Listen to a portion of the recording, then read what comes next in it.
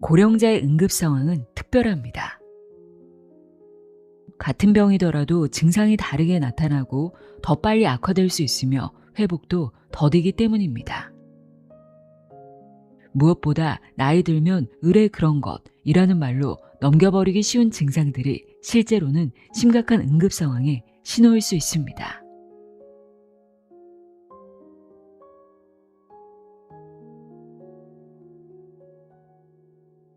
안녕하세요. 나의 소리칠 깔피 소리내어 있다입니다. 오랜만에 부모님을 뵙고 나면 반가운 마음과 함께 한편으론 괜히 마음이 무거워질 때가 있습니다. 부모님 얼굴에 주름이 더 깊어진 것 같고 평소보다 유난히 걷기 힘들어 하시거나 기운이 없어 보이시면 덜컥 걱정이 되기도 하죠. 그럴 때마다 항상 괜찮다고 말씀하시니 내가 너무 무심했나 하는 죄송한 마음도 듭니다. 오늘 준비한 책은 김준성 교수의 온 가족이 함께 알아야 할 고령자 응급 대처법입니다. 저자는 서울 아산병원 응급의학과 교수이자 중환자 의학 전문의인데요. 대한응급의학회에서 가장 영향력 있는 논문을 발표한 연구자에게 주는 김승호 학술상을 수상할 만큼 이 분야에서 아주 깊은 신뢰를 받는 분입니다. 저는 이 책을 읽고 고령자의 응급 상황은 아주 사소한 변화에서 시작된다는 사실을 알게 됐습니다. 실제로 고령자 응급 환자의 30%가량이 초기에 그저 나이 탓이겠거니 하며 넘기다가 진단 시기를 놓친다고 합니다. 저자는 응급실 현장에서 조금만 일찍 신경 썼다면 충분히 피할 수 있었던 안타까운 상황들을 보며 이 책을 쓰기로 결심했다고 하는데요. 이 책에는 뇌졸중이나 심혈관 질환 같은 중증 질환부터 낙상, 감염까지 어르신들이 보내는 모호한 이상 신호를 어떻게 감지하고 대처해야 하는지 그 명확한 기준들이 담겨 있습니다. 정말 제목 그대로 온 가족이 함께 꼭 읽어봐야 할 필독서라는 생각이 들었습니다. 갑작스런 상황이 닥치면 당황해서 바로 응급실을 찾게 되는데요. 이 책 한 권을 집에 비상약처럼 두고 평소에 읽어두신다면 본인 혹은 부모님의 작은 변화를 알아차리는 든든한 눈이 되어줄 것입니다. 그럼 지금부터 괜찮다는 말 뒤에 숨은 고령자의 응급 상황 어떻게 빠르게 인지하고 대처할 수 있는지 자세히 알아보도록 하겠습니다. 김준성의 온 가족이 함께 알아야 할 고령자 응급 대처법 내용의 일부를 읽어드립니다. 들어보세요. 세상의 모든 지혜를 읽어드리는 소리내어 있다. 구독과 좋아요, 공유는 큰 힘이 됩니다. 고령자, 왜 다를까? 고령자, 응급 상황에 대한 정의. 앞으로 이 책에서 가장 많이 보게 될 두 가지 단어는 고령자와 응급 상황입니다. 의외로 말하는 사람과 받아들이는 사람에 따라 달리 해석될 여지가 큰 단어입니다. 이에 대해 조금 더 구체적이고 명확하게 알아두면 이 책을 이해하고 활용하는 데 도움이 될 것입니다. 몇 살부터 고령자일까? 국제적으로 통용되는 고령자의 기준은 만 65세 이상입니다. 이 기준을 가지고 노인복지법에서 노인복지 혜택 적용 기준을 정하고 통계청에서는 고령화율을 계산하며 건강보험공단에서는 장기요양보험 신청 대상을 결정합니다. 의학적으로도 만 65세 이상을 고령자로 보며 일부 연구나 임상 지침에서는 65에서 74세까지를 정기 고령자, 75에서 84세까지는 후기 고령자, 85세 이상은 초고령자로 구분하기도 합니다. 우리나라에서는 노인, 어르신, 고령자 등이 유사한 의미로 사용되나 혼동을 줄이기 위해서 이 책에서는 고령자로 통일하도록 하겠습니다. 물론 나이만으로 고령인지 아닌지를 구분하는 것은 너무 단순할 수 있습니다.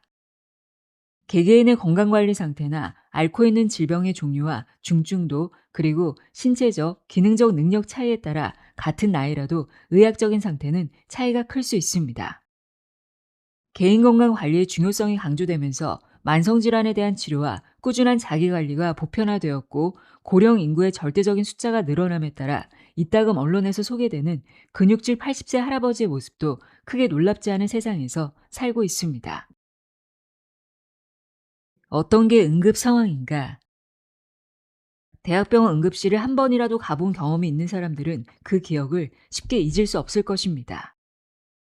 여러 이유가 있겠지만 그중 첫 번째는 와, 나 말고도 아픈 사람이 이렇게 많구나 하는 놀라움일 것이고 두 번째는 왜 이렇게 오래 기다려야 하지 하는 불만의 감정일 것입니다.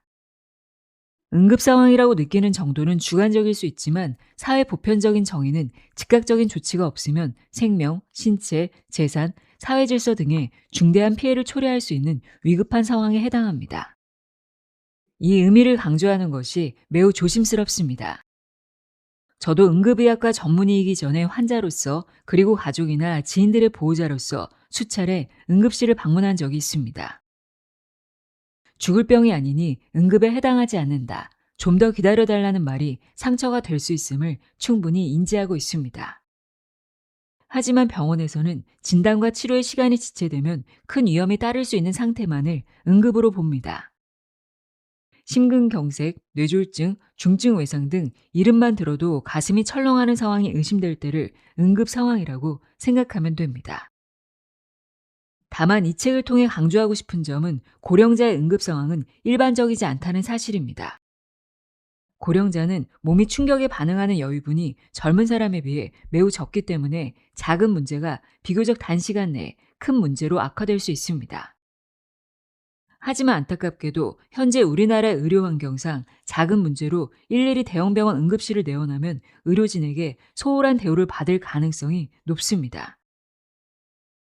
이러한 상황에서 건강에 문제가 생겼을 때 가장 이상적인 대응은 간단한 조치로 해결이 될 문제인지 아니면 바로 병원에 가야 하는지를 빠르게 판단하고 올바른 행동을 취하는 것입니다. 간단한 몸의 이상은 충분한 휴식을 취하고 생활 습관을 교정하면서 지켜보되 자연 회복으로 호전되는 단계가 지나 병원 진료가 필요한 경우에는 대형병원 응급실보다 주변 의원의 전문의를 찾아가면 오히려 수월하게 적절한 진료를 받을 수 있을 것입니다. 물론 수많은 상황이 애매모호한 경계에서 발생합니다. 어떤 상황에서 어떤 행동을 해야 할지에 대한 정보가 턱없이 부족한 일반 독자에게 앞으로 다룰 내용이 작은 도움이 되면 좋겠습니다. 나이가 만드는 병과 증상의 차이. 상황 1. 75세 김할머니는 수일 전부터 가슴이 답답하다고 하셨지만 가족들은 나이가 드셔서 그런가 보다 라고 대수롭지 않게 생각했습니다. 하지만 증상이 지속되어 응급실에 가서 확인해 보니 대동맥 박리를 진단받고 응급수술을 받았습니다. 반면 같은 나이 이웃집 할아버지는 비슷한 증상으로 병원에 갔지만 단순 소화불량이라는 진단을 받았죠. 식사 조절과 생활습관 교정만으로도 증상이 많이 좋아졌습니다. 왜 이런 차이가 생길까요? 바로 나이가 만드는 특별한 변화 때문입니다. 신체 변화와 응급 상황의 관계. 1. 심장과 혈관의 변화. 흔히 심장과 혈관은 피를 온몸으로 보내는 펌프와 파이프로 묘사됩니다. 나이가 들면서 심장 근육이 약해지면 펌프 기능도 떨어져 힘이 약해지고 규칙적으로 뛰지도 못하게 됩니다. 또한 동맥경화가 진행되면서 말랑말랑했던 혈관이 두껍고 딱딱해지는 바람에 탄력이 줄어들어 혈압이 높아지는 경향을 보입니다. 이 변화들이 심부전, 부정맥, 그리고 고혈압, 뇌졸중, 심근경색의 문제를 일으키는 근본적인 원인으로 작용하죠. 여기서 중요한 점은 응급 상황 시 젊을 때와는 다른 증상이 나타날 수 있다는 것입니다. 예를 들어 심근경색의 경우 젊은 사람에게는 가슴을 쥐어짜는 듯한 극심한 통증이 나타나지만 고령자에게는 가슴 통증 대신 숨이 차거나 어지럽고 속이 메스꺼워서 토하는 증상으로 나타날 수 있습니다. 심지어 단순히 소화가 안 되거나 피곤한 정도로만 느낄 수도 있어서 심각한 상황을 놓치기 쉽습니다. 혈압 변동 또한 커지면서 위험 신호를 알아차리기 어려워집니다. 2. 뇌와 신경계의 변화. 노화가 진행되면 뇌와 신경계에서도 여러 측면에서 중요한 변화가 생깁니다. 우선 구조적으로 보면 나이가 들면서 뇌가 조금씩 작아집니다. 특히 성격 형성과 기억을 담당하는 부위인 전두엽과 해마에서 크기 감소가 두드러지게 나타납니다. 다음으로 뇌의 기본 구조이자 신경신호 전달을 담당하는 뉴런이라는 세포 자체의 크기가 줄어들고 정보를 처리하는 연결선인 시냅스의 숫자가 줄어듭니다. 심장 기능이 약화되고 각 기관으로 향하는 혈관의 상태가 나빠지면서 자연스럽게 뇌로 가는 혈액의 양도 줄어들게 되어 산소와 영양 공급이 줄어듭니다. 이로 인해 정보를 처리하는 뇌의 능력 자체가 쇠퇴하고 신경이 신호를 전달하는 속도도 느려지며 몸의 균형을 잡는 감각도 둔해집니다. 이러한 변화가 응급 상황의 빈도는 높이면서 증상은 훨씬 약하고 모호하게 만들기 때문에 위험합니다. 중요한 신경학적 증상인 어지럼증을 단순히 나이 탓으로 오해하거나 인지 기능이 저하되어 고령자 스스로 응급 상황과 일반적인 몸의 불편함을 구분하기 어려워질 수도 있습니다. 3. 폐와 호흡기계의 변화. 노화가 진행되면 폐와 호흡기계에도 구조적, 기능적 변화가 차츰 나타나기 시작합니다. 폐는 풍선에 비유되는 기관으로 숨을 들이마실 때 늘어났다가 내쉴 때 줄어들면서 산소를 흡수하고 우리 몸에서 발생한 이산화탄소를 배출하는 역할을 합니다. 나이가 들면 폐의 탄성 자체가 줄어들고 폐를 구성하고 있는 작은 주머니 모양의 폐포의 탄력이 감소합니다. 또한 폐를 감싸고 있는 흉곽의 유연성이 줄어들고 호흡을 도와주는 횡격막과 늑간근의 힘이 약해져 호흡 자체가 어려워집니다. 이러한 구조적 변화로 인해 폐활량이 줄고 산소 흡수와 이산화탄소 배출 효율이 감소하게 됩니다. 폐는 호흡 기능 외에도 외부 공기를 통해 들어오는 다양한 이물질과 세균으로부터 우리 몸을 방어하는 데 중요한 역할을 합니다. 이는 기관지 내 섬모의 운동과 점액 그리고 폐 내 다양한 면역세포를 통해 이루어집니다. 노화에 따라 기관지 섬모 운동이 감소하고 점액 분비가 줄어들며 면역 기능도 약화되면서 전반적인 방어 능력이 약해질 수밖에 없습니다. 나이가 들면 감기와 폐렴에 잘 걸리고 작은 폐 손상으로도 호흡곤란이 심해져 저산소증에 취약해지는 것도 이 때문입니다. 증상이 애매하게 나타나는 이유. 1. 증상을 발현하는 능력의 감소. 우리 몸은 처음 만들어질 때부터 정상 상태에서 벗어나면 증상으로 나타나게 되어 있습니다. 몸이 스스로 표현하는 능력이 증상이라고 생각하면 이해하기 쉬울 것입니다. 젊을 때는 비정상적인 상태가 되면 뚜렷한 증상으로 나타납니다. 하지만 나이가 들면서 문제가 생겨도 비정상적 상태에 대한 몸의 표현 능력이 떨어지면서 증상이 천천히 애매하게 나타나는 경우가 많습니다. 예를 들어 탈수가 발생하면 즉시 어지럼증이나 갈증 등의 증상이 나타나는 것이 일반적이지만 고령자의 경우 며칠에 걸쳐 서서히 의식이 흐려지는 형태로 증상이 발현될 수 있어서 탈수와의 연관성을 파악하기 어려워집니다. 또한 감염이 생기면 우리 몸이 병균에 맞서 면역 반응을 활성화하면서 발열 증상이 나타나는데 나이가 들에 따라 면역 반응이 줄어들며 뚜렷한 발열 없이 기력 저하나 입맛이 없어지는 등의 비특이적인 증상으로 나타나곤 하는 것입니다. 2. 통증을 느끼는 능력의 변화. 질병이 발생하면 다양한 증상이 나타나는데 그중 가장 흔한 것이 통증입니다. 하지만 나이가 들면서 감각이 무뎌지고 통증을 느끼는 역치가 높아지면서 아픈 것을 잘 못 느끼게 됩니다. 심각한 상황도 단지 좀 불편한 정도로만 느낄 수 있는 것입니다. 불편한 느낌을 대수롭지 않게 여기다가 증상이 더 심해져서 병원을 방문한다면 이미 병이 많이 진행된 상태일 수 있습니다. 3. 여러 질환이 함께 있을 때의 영향. 만병의 근원으로 여겨지는 당뇨병, 고혈압, 고지혈증은 생활습관의 교정과 꾸준한 약물 복용이 필요합니다. 고령자는 보통 2~3개 이상의 만성질환을 함께 보유한 경우가 많습니다. 이런 경우 새로운 증상이 생겨도 기존에 앓고 있던 질병 때문인지 새로운 문제 때문인지 구분하기 어려워집니다. 예를 들어 저혈당 증상으로 이따금씩 어지럼증을 느끼던 당뇨병 환자가 뇌졸중으로 인한 갑작스런 어지럼증을 특별하게 여기지 못하고 한참 뒤에야 병원에 오게 되는 것입니다. 기존 질병의 영향, 복용하는 약물의 영향, 고령자는 다양한 기저질환 때문에 여러 약을 함께 복용하는 경우가 많으며 이런 약물들이 응급 상황에 영향을 줄 수 있습니다. 혈압약을 복용하는 경우 어지럼증이 유발되어 넘어질 위험이 증가할 수 있고 혈액 희석제를 드시는 분들은 작은 외상이라도 큰 출혈로 이어질 수 있습니다. 당뇨약의 경우 저혈당으로 인해 의식을 잃을 위험이 있으며 수면제를 복용하면 낙상 위험이 높고 의식이 저하될 수 있습니다. 만성질환의 갑작스런 악화. 평소에 앓고 있던 병이 갑자기 악화되거나 합병증을 일으킬 수 있습니다.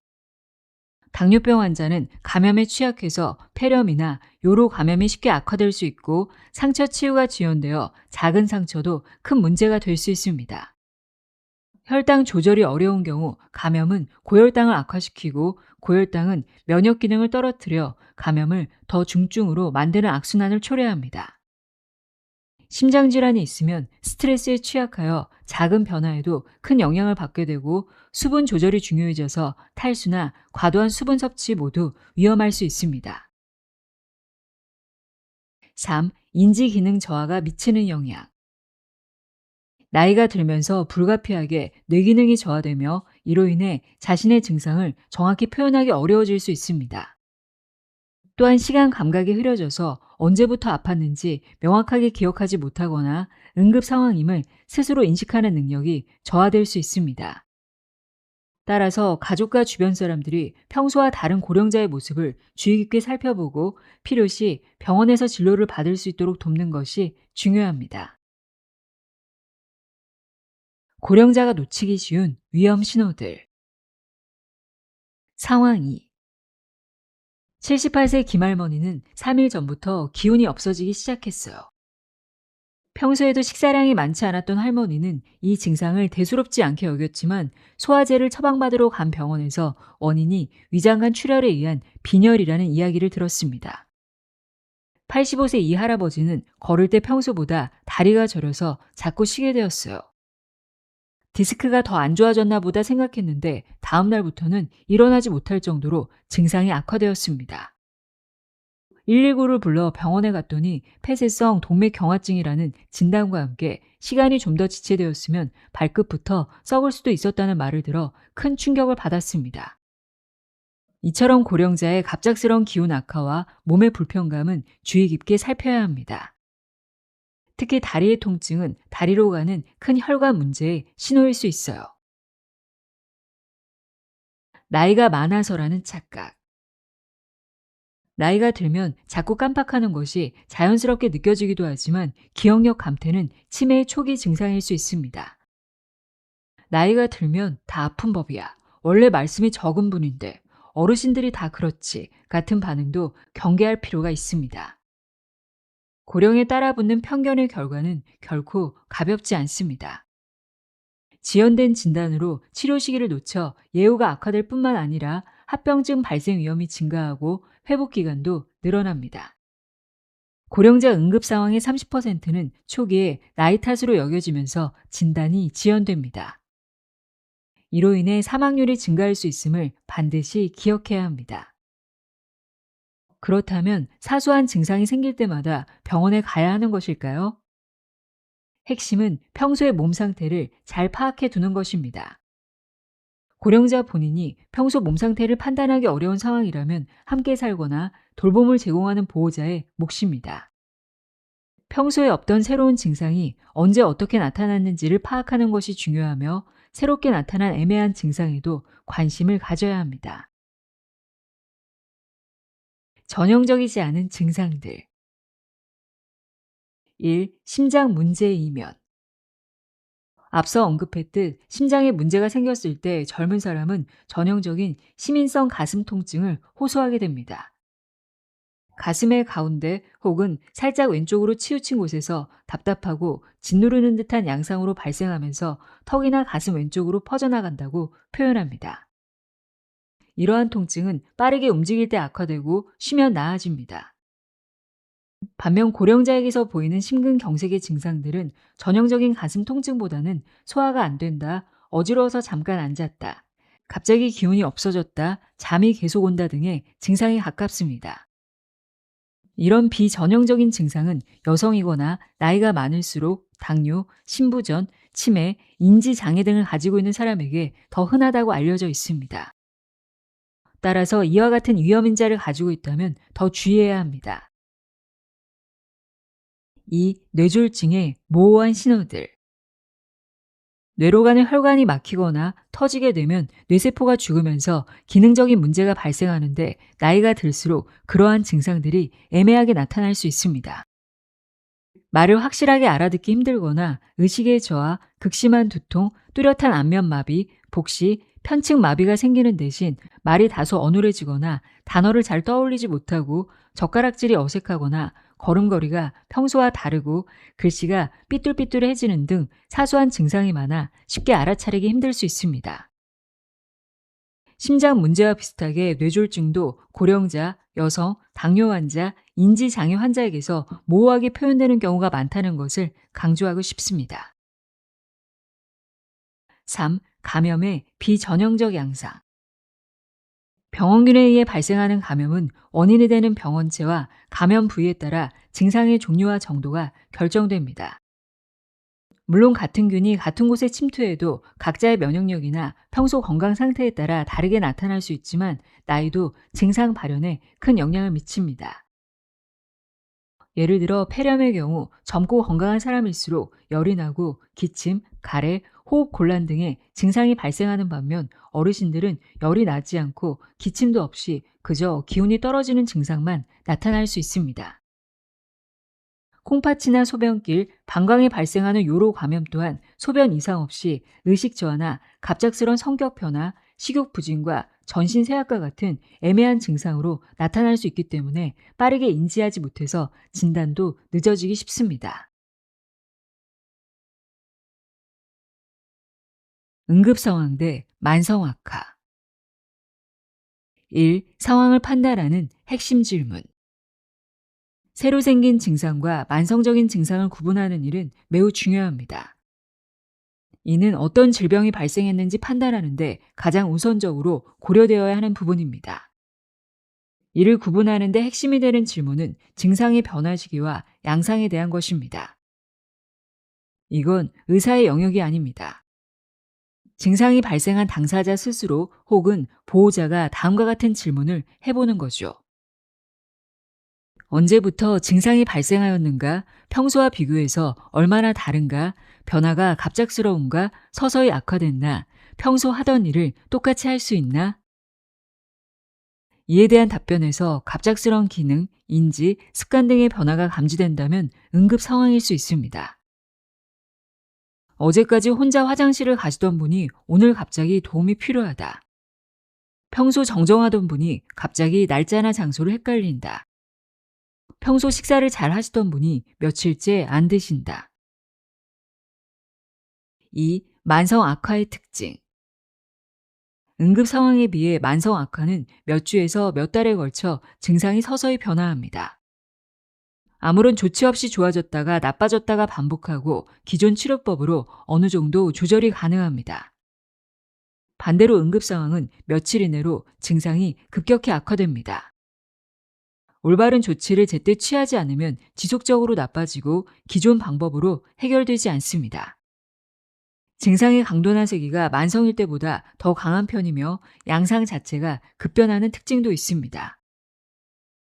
증상이 이전과 유사한가, 강도나 빈도가 달라지지 않았는가, 증상을 줄이기 위해 했던 기존의 행동과 약으로 조절이 잘 되는가? 이 질문들을 빠르게 확인하고 급성으로 새로운 증상이 생겼다고 판단되면 별도의 조치가 필요한 것입니다. 가족이 알아두어야 할 포인트. 1. 매일 관찰하면 알 수 있는 변화들. 고령자를 모시고 있다면 건강 상태를 파악하기 위해 평상시와 다른 점이 있는지 매일 관심 있게 살펴보는 것이 중요합니다. 먼저 말하는 방식이나 얼굴 표정이 평소와 같은지 확인해 보세요. 또한 걷는 모습과 앉고 서는 자세에 변화가 있는지도 주의 깊게 살핍니다. 식사량이 줄거나 늘었는지, 잠자는 시간이나 패턴이 바뀌었는지도 살펴보세요. 화장실을 가는 횟수나 방식에 변화가 있는지, 그리고 평소 즐기는 활동에 대한 관심이 줄었는지도 확인이 필요합니다. 2. 위험 정도에 따른 대응 방법. 무조건 병원을 방문할 필요는 없지만 대처가 늦어지는 안타까운 상황을 줄이기 위해 대응 방법을 3가지 경우로 나누어 보겠습니다. 첫째로 주의 단계는 약간의 변화가 감지되는 경우입니다. 평소보다 말씀을 적게 하시거나 좋아하는 텔레비전 프로그램에 관심을 보이지 않는 식의 변화죠. 식사하는 시간이 평소보다 오래 걸리거나 옷을 입고 세수하는 등의 일상적인 행동에 시간이 많이 소요될 때도 주의 깊게 관찰해야 합니다. 둘째로 병원 상담을 권하는 단계는 눈에 띄는 변화가 보일 때입니다. 같은 질문을 반복하거나 평소에 하지 않던 실수를 자주 하는 경우, 밤에 잠들기 어려워하거나 자주 잠에서 깨는 경우, 그리고 소변이나 대변을 조절하기 어려워하실 때도 병원 상담이 필요합니다.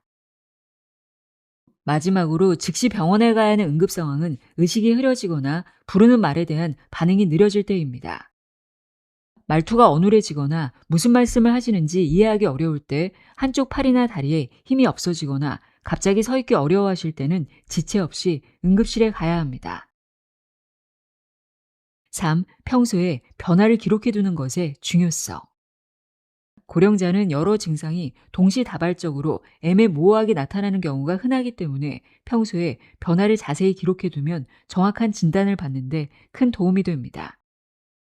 언제부터 증상이 시작되었는지, 어떤 증상이 나타났는지, 하루에 몇 번 정도 보이는지, 어떤 상황에서 더 심해지는지를 구체적으로 적어두는 것을 추천합니다. 또한 휴대폰을 활용하여 이상한 점이나 행동을 사진과 동영상으로 기록해두는 것도 유용합니다. 지금까지 전한 내용을 3줄로 요약하면 1. 고령자는 응급 증상이 젊은 사람과 다르게 나타날 수 있으므로 모호한 변화도 주의 깊게 살펴야 합니다. 2. 나이 탓을 하며 넘기기 쉬운 증상들이 실제로는 심각한 질병의 신호일 수 있습니다. 3. 작은 변화라도 갑작스럽거나 기능 저하가 동반되면 응급 상황일 수 있으니 보호자가 즉시 판단하고 기록하는 것이 중요합니다. 체크 포인트. 자고 일어난 직후 또는 자기 전에 평소와 다른 미묘한 몸의 변화가 없는지 스스로 점검하는 시간 가지기. 일상생활을 할 때 느끼는 사소한 불편한 점에 대해 기록하고 가까운 시일 내에 병원 방문하기. 증상 발생 시 불편한 신체 부위, 증상 발생 시기, 구체적인 증상 묘사, 악화, 완화 인자, 동반되는 증상에 대해 기록하고 보호자와 의사에게 알리기. 응급 상황, 골든타임의 법칙. 고령자에게 골든타임이 더 중요한 이유. 1. 신체적 회복 능력과 예비 기능의 감소. 고령자에게는 골든타임이 더욱 중요합니다. 고령자는 젊은 사람에 비해 예비 기능, 즉 버틸 수 있는 여력이 부족하기 때문에 같은 손상이라도 몸이 더 쉽게 망가집니다.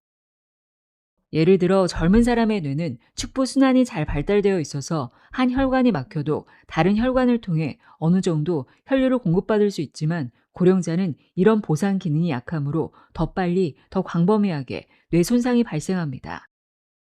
심근경색에 의한 심장 손상도 마찬가지입니다. 회복력의 차이도 중요한 요소입니다. 젊은 사람은 손상을 받아도 재생 능력과 적응 능력이 뛰어나서 기능을 어느 정도 회복할 수 있습니다. 하지만 고령자는 한번 손상된 조직이나 기능을 회복하기가 매우 어렵습니다. 뇌졸중으로 손상된 뇌세포는 재생되지 않고 심근경색으로 죽은 심장 근육도 다시 살아나지 않습니다. 따라서 처음부터 손상을 최소화하는 것이 유일한 방법이고 이를 위해서는 골든타임이 절대적으로 중요합니다. 2. 복합질환과 약물 제한으로 인한 치료의 한계. 고령자는 대부분 여러 가지 만성 질환을 동시에 가지고 있어서 한 가지 응급 상황이 발생하면 다른 질환들과 함께 악화되는 경우가 많습니다.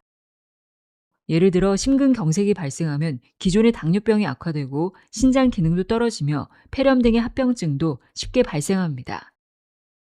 이런 연쇄 반응을 막으려면 골든타임 내에 초기 대응이 더욱 신속해야 합니다. 그리고 이 차이는 엄청난 예후의 차이를 가지고 옵니다. 약물 치료의 제약도 고령자에게 골든타임을 더욱 중요하게 만듭니다. 고령자는 간 기능과 신장 기능이 저하되어 있어서 약물 대사가 느리고 부작용 위험도 높습니다. 따라서 강력한 치료를 오래 지속하기 어려우므로 초기에 집중적으로 치료하는 것이 더욱 중요합니다. 또한 여러 약물을 복용하는 경우 약물 상호작용의 위험도 있어서 복잡한 치료보다는 신속하고 단순한 초기 치료가 더 효과적입니다. 3. 취약한 사회적 환경과 의사소통의 어려움. 사회적 요인도 고려해야 합니다. 고령자는 응급 상황이 발생해도 스스로 도움을 요청하기 어려운 경우가 많습니다. 혼자 살거나 가족이 멀리 살거나 신체적 제약으로 전화를 걸기 어려운 상황이 흔합니다. 또한 증상을 정확히 표현하지 못해 초기 대응이 지연되는 경우도 많습니다. 이런 불리한 조건들을 극복하려면 골든타임에 대한 인식이 더욱 높아야 하고 주변 사람들의 적극적인 관심과 대응이 필요합니다. 평소 응급 상황에 대비하여 비상 연락망을 정해두고 의심되는 증상이 있으면 지체 없이 119에 신고할 수 있도록 방법을 강구해 두어야 합니다. 골든타임을 지키는 행동 지침. 골든타임 내에 병원에 가기 위해 가장 중요한 것은 응급 상황을 빨리 인식하는 것입니다. 고령자 응급 상황은 전형적이지 않은 경우가 많아서 놓치기 쉽지만 평소와 다르다는 것만으로도 충분히 응급 상황을 의심해야 합니다. 패스트 검사 같은 간단한 평가 방법을 알아두면 뇌졸중을 빨리 인식할 수 있고 가슴 통증의 경우 15분 이상 지속되면 심근경색을 의심해야 합니다. 다음으로 119 신고를 주저하지 말아야 합니다. 괜찮아질 수도 있는데 라는 생각으로 좋아질 때까지 기다리거나 몸이 무겁다고 침대에 누워있거나 사우나에 가면서 골든타임을 놓치는 경우가 너무 많습니다. 의심스러우면 일단 신고하고 전문가의 판단을 받는 것이 안전합니다. 119 구급대원은 현장에서 1차 평가를 통해 응급도를 판단할 수 있고 필요하면 구급차 안에서도 기본적인 치료를 시작할 수 있습니다. 모든 응급실이 같은 수준의 치료를 제공할 수 있는 것은 아닙니다. 뇌졸중이나 심근경색 같은 중증 응급 상황은 전문적인 시설과 인력이 있는 병원에서 치료받아야 합니다. 119에 신고할 때 증상을 정확히 설명하면 구급대원이 적절한 병원으로 이송해 줍니다. 올바른 119 신고 방법. 119죠. 우리 할머니가 아파 보여요. 빨리 와주세요. 제발, 빨리. 위와 같은 신고를 받은 119 상황실에서는 정확한 상황 파악이 어렵습니다. 어디서 무슨 일이 일어났는지, 환자의 상태는 어떤지, 어떤 응급처치가 필요한지 알 수 없어서 적절한 대응이 지연될 수 있습니다. 반면 다음과 같이 신고하면 상황실에서 즉시 상황을 파악하고 적절한 장비와 인력을 준비해서 출동할 수 있습니다. 119 신고합니다.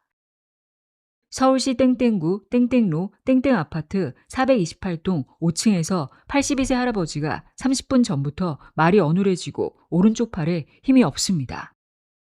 의식은 있고 숨은 쉬고 있지만 뇌졸중이 의심됩니다. 두 신고의 차이는 단순히 말하는 방식의 차이일 뿐 아니라 환자의 생명을 구하는 데 결정적인 영향을 미치는 기술의 차이입니다. 특히 고령자 응급 상황에서는 정확하고 체계적인 119 신고가 치료 결과를 크게 좌우할 수 있습니다. 언제 신고해야 할까? 의식을 잃었거나 반응이 없는 경우, 호흡이 없거나 매우 어려워하는 경우, 심한 가슴 통증이 15분 이상 지속되는 경우, 갑작스러운 언어 장애나 마비 증상이 나타난 경우에는 주저하지 말고 즉시 119에 신고해야 합니다. 또한 심한 출혈이나 외상, 극심한 복통, 갑작스러운 의식 변화, 경련이나 발작, 자살이나 자해 시도, 중독이 의심되는 경우도 응급 상황입니다. 이런 상황에서는 좀 더 지켜보자거나 나아질 수도 있다는 생각을 버리고 즉시 전문가의 도움을 요청해야 합니다. 거듭 강조했듯 고령자의 경우 평소와 확연히 다른 모습을 보이면 응급 상황을 의심해야 합니다. 갑자기 말수가 줄어들거나 평소 하던 일을 못할 때 식사를 거부하거나 잠만 자려고 하거나 성격이 갑자기 변한다면 모두 응급 상황의 신호일 수 있습니다. 괜찮다고 하시는데 신고해도 될까요? 라는 질문을 자주 받습니다. 고령자는 가족에게 부담을 주기 싫다는 이유로 아프다는 표현을 잘 하지 않습니다. 또한 인지 기능이 저하되어 있으면 자신의 상태를 정확히 판단하지 못할 수도 있습니다. 따라서 고령자 본인이 괜찮다고 해도 객관적으로 볼 때 평소와 다르다면 신고하는 것이 안전합니다. 망설여지는 상황에서는 119에 전화해서 상담을 받을 수도 있습니다. 상황을 설명하면 상황실에서 응급도를 판단해 출동 여부를 결정합니다. 신고를 안 해서 후회하는 것보다는 일단 신고하고 전문가의 의견을 듣는 것이 바람직합니다. 신고 시 꼭 전달해야 할 정보. 가장 먼저 정확한 위치를 알아야 합니다. 주소를 정확히 말하고 아파트라면 동과 호수까지, 건물이라면 층수와 호실까지 구체적으로 알려야 합니다. 찾기 어려운 곳이라면 주변 랜드마크나 특징적인 건물을 함께 설명합니다. 다음으로 환자의 기본 정보를 전달합니다. 나이와 성별을 알린 뒤 현재 의식 상태를 설명합니다. 깨어있음, 잠들어 있지만 깨움, 전혀 반응 없음 등으로 구분해서 말하면 됩니다. 호흡 상태도 반드시 확인해야 합니다. 정상적으로 숨쉼, 힘들어하며 숨쉼, 숨을 안쉼 등으로 표현할 수 있습니다. 증상이 언제부터 시작되었는지도 매우 중요한 정보입니다. 30분 전부터, 2시간 전부터, 오늘 아침부터 등 가능한 한 정확한 시간을 알려야 합니다. 특히 뇌졸중이나 심근경색 같은 경우 골든타임과 직결되는 정보이므로 더욱 중요합니다. 그 다음 고령자 특성을 고려한 추가 정보들을 설명합니다. 고령자는 대부분 여러 가지 기저질환을 가지고 있으므로 주요 질환명을 알려주면 도움이 됩니다. 고혈압, 당뇨병이 있다, 심장병으로 치료받고 계시다 등의 정보를 제공하면 구급대원이 현장에서 더 적절한 처치를 할 수 있습니다.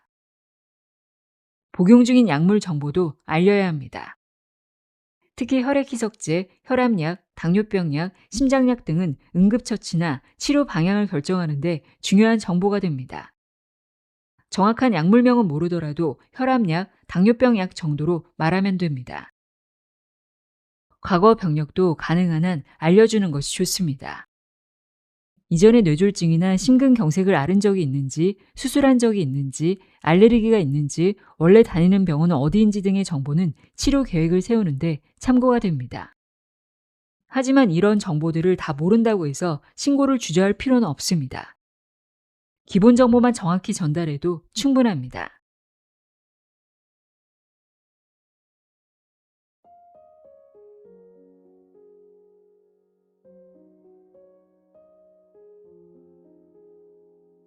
김준성 교수의 온 가족이 함께 알아야 할 고령자 응급대처법 읽어드렸습니다.